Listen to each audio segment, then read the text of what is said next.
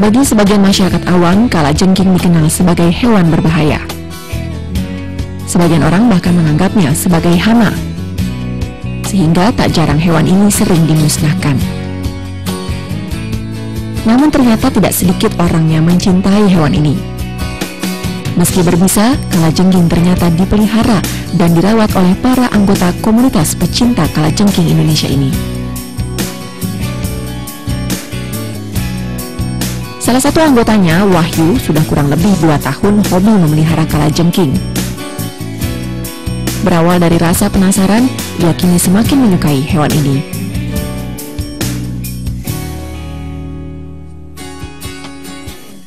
Yang saya lihat, dia pasti ada gimana cara makannya, pasti gigil. Gimana cara dia beternak, dia beranak, itu pasti ada cara-caranya gitu. Jadi saya tertarik aja gitu bahwa ya kalau kucing sudah biasa gitu kan, tapi kalau ini kan beda, dan saya rasakan ketika emang saya miara pasti ada lebih apa ya, mungkin lebih intens gitu kan, pengen tahu dia makannya gimana gitu, karena beda itu sih yang saya lihat. Hobi memelihara kalajengking juga dilakukan oleh Seno. Berawal dari coba-coba, ia pun mulai memelihara kalajengking. Jumlah peliharaannya pun pernah mencapai 20 ekor. Untuk perawatan, ia sangat memperhatikan masalah kandang dan pemberian makanan. Kalajengking jenis hutan dan kayu misalnya, membutuhkan kandang yang lembab. Sedangkan kalajengking jenis padang pasir membutuhkan kandang pasir dengan suhu yang panas.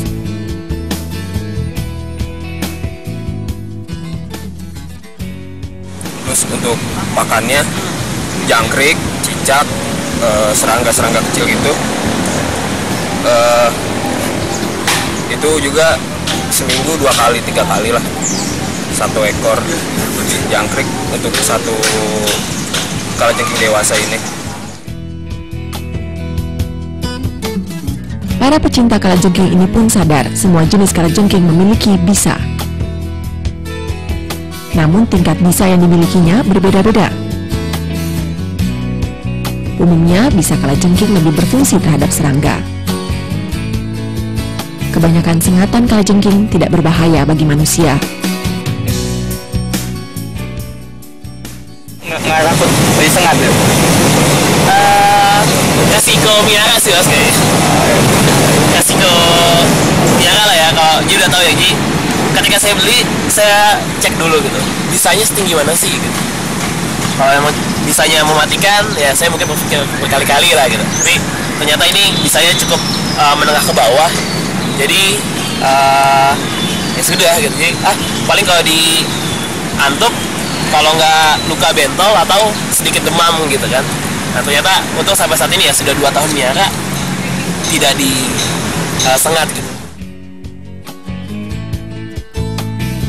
Kalajengking bukanlah hewan yang aktif untuk menyengat. Ia biasanya menggunakan sengatan hanya jika sedang terancam. Selain itu, kalajengking juga termasuk aman untuk diletakkan di tangan. Namun ada beberapa hal yang harus diperhatikan saat memegang kalajengking. Bila Anda belum terbiasa, jangan mengangkat kalajengking dengan memegang ekornya. Peganglah pada bagian bawah tubuh kalajengking agar lebih aman. Yang terpenting, jangan melakukan gerakan tiba-tiba, karena hal itu akan membuat kalajengking kaget dan menyengat Anda. Anggota komunitas pecinta kalajengking Indonesia ini telah berkumpul sejak tahun 2011. Mereka saling berkomunikasi dan berbagi mengenai perawatan kalajengking lewat media online, seperti Facebook dan Twitter. Namun tak jarang mereka berkumpul secara langsung. Kalajengking bagi mereka sejatinya bukan hewan berbahaya. Mereka hanya berusaha mempertahankan diri. Dan bagi Anda yang ingin memeliharanya, Anda baiknya berkonsultasi dahulu pada mereka yang pernah merawat hewan berbisa ini. Sebab Anda tentu tak mau disengat, bukan?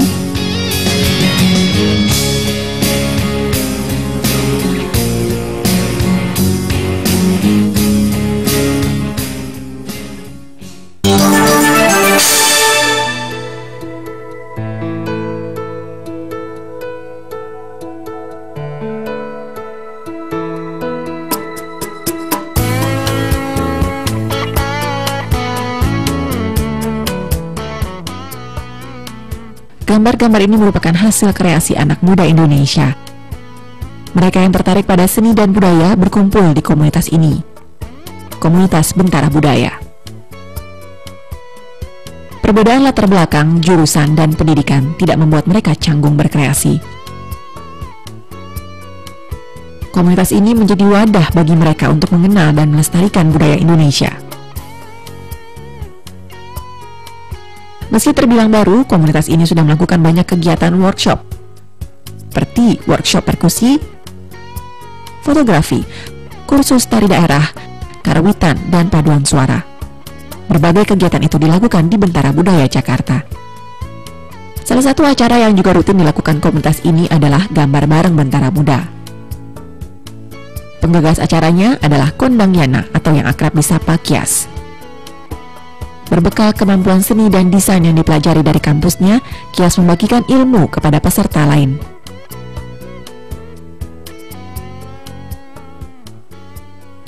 Selama ini kan gambar, orang-orang berpikir hanya gambar aja, jadi kita ini mempersiapkannya semuanya. Biasanya kita sediain alat bahannya dari sini, orang-orang tinggal kita ajak, terus biar mereka nyampe sini mereka gambar. Kalau misalnya mereka mau membawa sesuatu pulang gitu, ya udah bisa dicetak di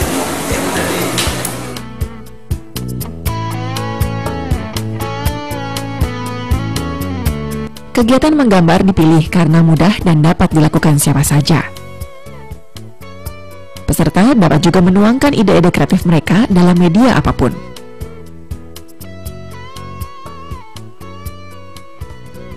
Dengan berkreasi, para peserta acara ini tak hanya sekedar menyalurkan hobi mereka.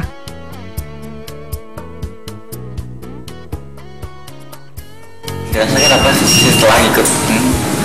senang sih kalau ada acara gambar kayak gini. Biasanya gambar di rumah sendiri terserah coret-coret gitu kalau lagi bosen gitu, karena ini kan di-handle sekali sama Kak Yas gitu, terus dihubungkan dengan dicetak di dalam sebuah buku, jadi excited aja sih.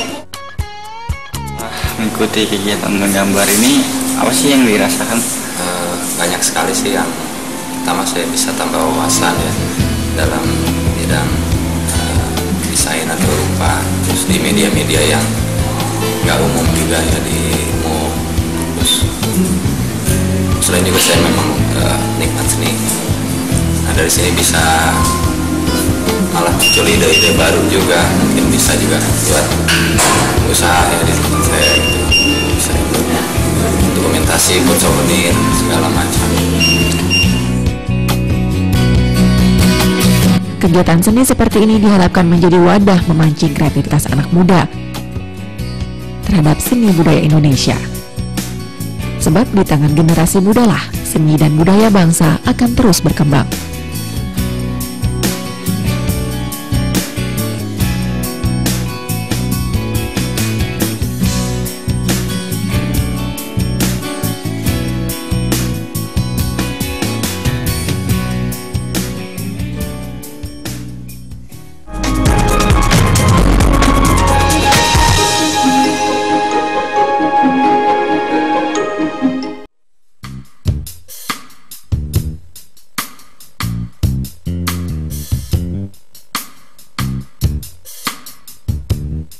Sinergi dengan orang lain adalah merupakan satu usaha yang paling cepat, paling tepat, dan paling efisien menurut kami. Batik, sebuah mahakarya seni budaya asli Indonesia yang telah diakui resmi Badan Dunia UNESCO tahun 2009 lalu, saat ini telah menjadi kebanggaan Indonesia. Komitmen melestarikan dan mempertahankan batik sebagai warisan budaya dunia tak benda makin banyak diminati masyarakat. Bahkan telah menjadi gaya hidup pecintanya. Batik tak hanya dikenakan pada acara tertentu atau aktivitas formal saja, melainkan lewat kreasi berbagai macam busana serba batik.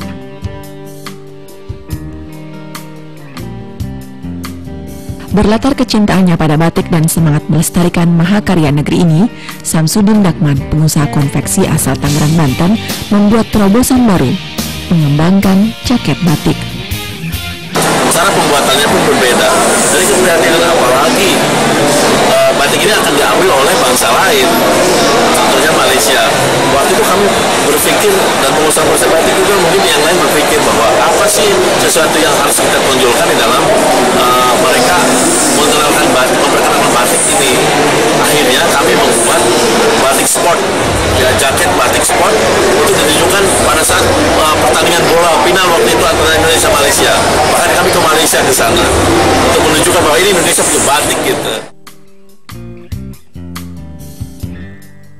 Mengklaim sebagai produsen jaket batik pertama di tanah air, Samsudin bersama 30 karyawannya dapat memproduksi hingga 200 unit jaket batik per hari.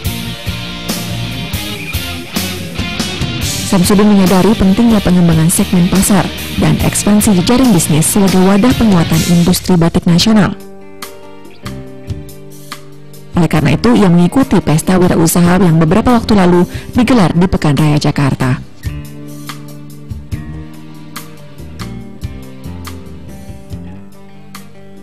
Pertama, kami ingin merangsang tumbuhnya jumlah entrepreneur yang banyak di Indonesia.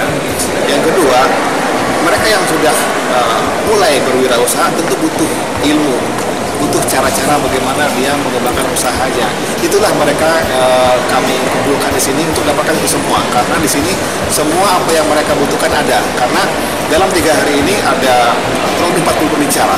Ada 4 kelas, mereka bisa pilih apapun yang mereka butuhkan. Kelas SDM, kelas teknologi, kelas tentang marketing, kelas tentang hukum, kelas tentang yang lain-lain.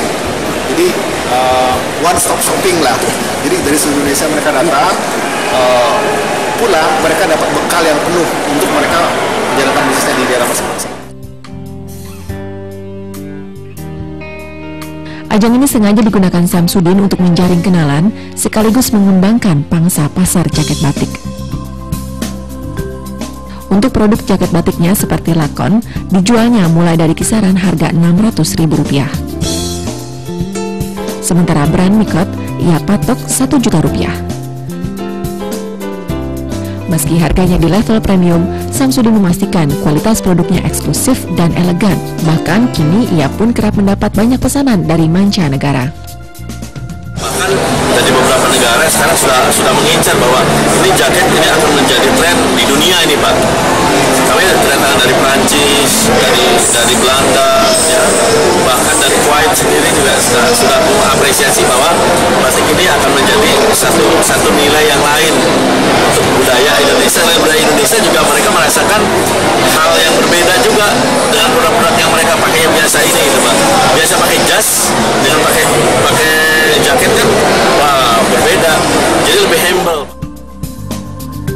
Barangkali semua sepakat menjadi pengusaha membutuhkan kreativitas, inovasi, dan kejelian membaca peluang.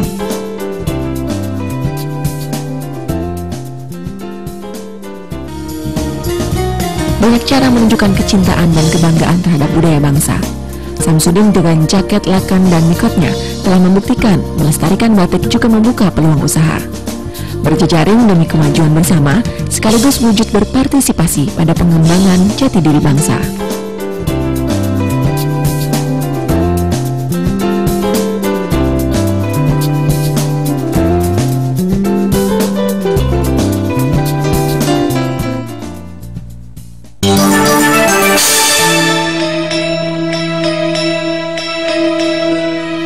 Bangsa Tionghoa sejatinya dikenal sebagai bangsa yang kaya akan cita rasa, selalu mengulik bahan-bahan dasar sehingga menghasilkan ragam menu khas bangsanya.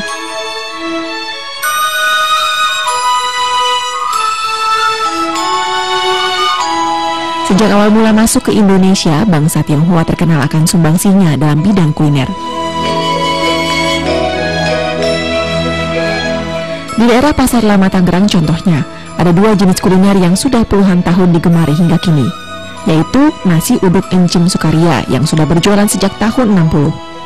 Selain nasi uduk encim, ada juga asinan lancin yang sudah dijajakan pemiliknya sejak berusia 20 tahun. Masih ada lagi kuliner khas pecinan lain seperti cincong fan, atau yang lebih dikenal dengan sebutan kue Medan.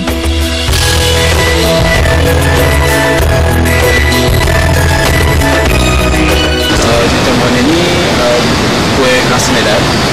Dia asli biasa dikonsumsi oleh masyarakat Tionghoa dan khususnya dari Medan. Ini terdiri dari yang disebut cincong ini terbuat dari beras.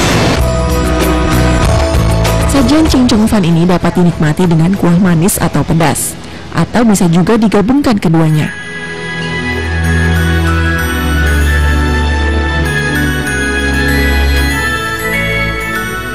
Selain cincong fan, ada lagi kuliner yang melegenda, yang menjadi makanan khas sebuah ritual, lontong cap gomeh.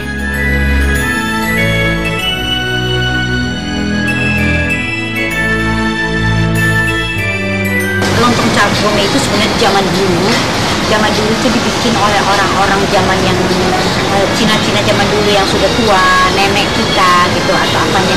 Itu dia bikin pada hari ke-15 setelah tahun baru Imlek, sebagai tanda bahwa tahun baru Imlek sudah berakhir.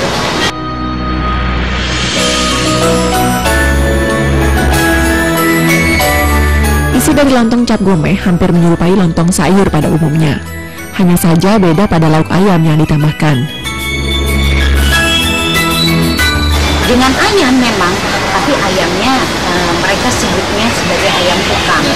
Ayam kukang itu ayam biasa, ayam yang dibakar dulu, setelah dibakar baru dimasak dengan santan dan bumbu-bumbunya. Jadi bukan ayam opor biasa ya.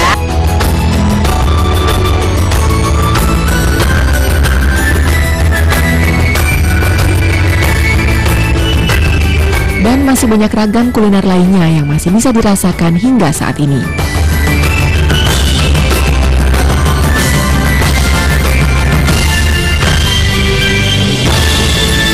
Ini kan makanan yang udah relatif jadul dan bisa tahu bahwa orang-orangnya sendiri yang ngebuat juga udah tua gitu ya. Menurut Mas dan Mbak, bisa diteruskan nggak sih? Wajib diteruskan nggak sih? Wajib. Makanan lama juga harus dikembangkan. Itu kenapa Mas kalau menurut Mas? Kenapa harus dikembangkan? Ya jangan sampai hilang lah.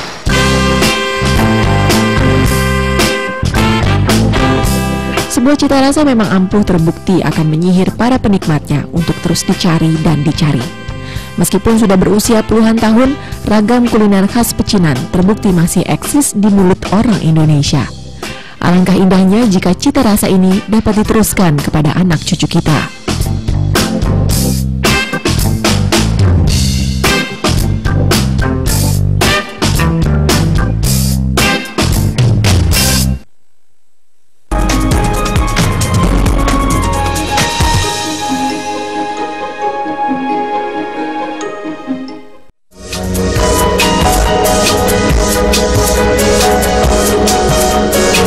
Susu sudah menjadi panganan yang wajib dikonsumsi masyarakat. Kebanyakan susu yang dikonsumsi berasal dari sapi atau kedelai. Namun banyak juga yang menggemari susu dari sumber lain, susu kambing misalnya.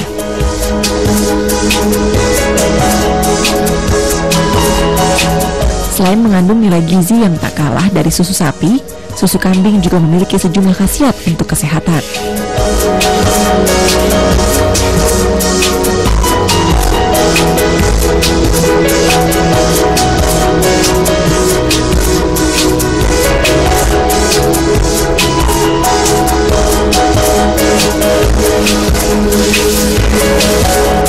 Hal inilah yang coba dilirik Sardar Ali untuk mencoba membuka peternakan kambing susu.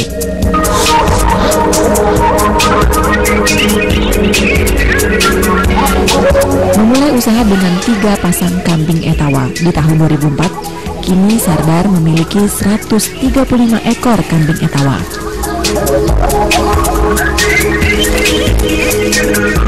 Jadi berawal dari hobi, akhirnya saya coba gitu ya, melihat di beberapa tempat yang untuk usaha spesial daripada susu kambing ini, lalu meneliti apa sih manfaat dari susu kambing. Setelah diketahui antara lain berkadar kalsium yang paling baik di antara susu-susu yang lain dan sebagainya, dipakai juga oleh orang-orang sebagai untuk kebutuhan pengobatan, maka saya akhirnya lebih tertarik untuk meneliti apa sebenarnya susu kambing ini. Peternakan kambing ternak amanah ini berdiri di atas lahan seluas 2.400 meter persegi di Kampung Rawamacek, Serpong, Tangerang Selatan, Banten. Karena pengelolaannya yang apik, kambing-kambing ini juga cukup produktif. Setiap hari, kambing-kambing ini menghasilkan susu hingga mencapai 50 liter. Dengan harga jual susu sebesar Rp30.000 per liter, usaha susu kambing ini cukup menjanjikan. Dan sekarang juga saya sudah membuat satu kelompok-kelompok dengan penduduk sekitar di sini, di mana kita meminta apabila ada hewan kambing betinanya yang ingin dikawinkan, kita minta didatangkan ke sini supaya dikawinkan dengan bandot-bandot kambing kita yang baik, sehingga keturunan ke depan kambing-kambing di kampung sini itu bisa berubah. Peternakan kambing amanah merupakan salah satu lokasi yang menjadi percontohan ternak kambing susu di Kota Tangerang Selatan. Peternakan susu kambing kebetulan hanya ada di sini. Kebetulan memang di sini cocok, udaranya juga masih cocok, kemudian juga masyarakatnya masih masyarakat yang tradisional, sehingga belum banyak keluhan dari masyarakat sekitar, karena di sini juga memang selalu dibersihkan. Karena apa? Karena kambing perah atau ternak yang menghasilkan susu yang dikonsumsi oleh orang itu memang harus dalam keadaan bersih, baik sebelum pemerahan maupun sesudah pemerahan. Karena apa? Karena kalau misalnya kondisi di lingkungan kandang itu kotor, maka akan menyebabkan bau dari kotoran itu masuk ke dalam susu, sehingga nanti akan tidak laku. Bahkan peternakan ini dijadikan tempat pelatihan dan penyuluhan ternak kambing susu oleh Dinas Pertanian dan Ketahanan Pangan Kota Tangerang Selatan. Meski pemerintah setempat sudah mendukung, peternakan kambing susu masih memiliki kendala terbatasnya pangan dan obat-obatan bagi ternak. Harapannya adalah bisa sejahtera ya, terutama ya sejahtera baik untuk keluarga maupun masyarakat sekitarnya, bisa memberikan manfaat. Segelas susu setiap hari akan menambah gizi di tubuh Anda. Meski bukan susu sapi, susu kambing tetap dapat memenuhi kebutuhan kalsium Anda, bukan?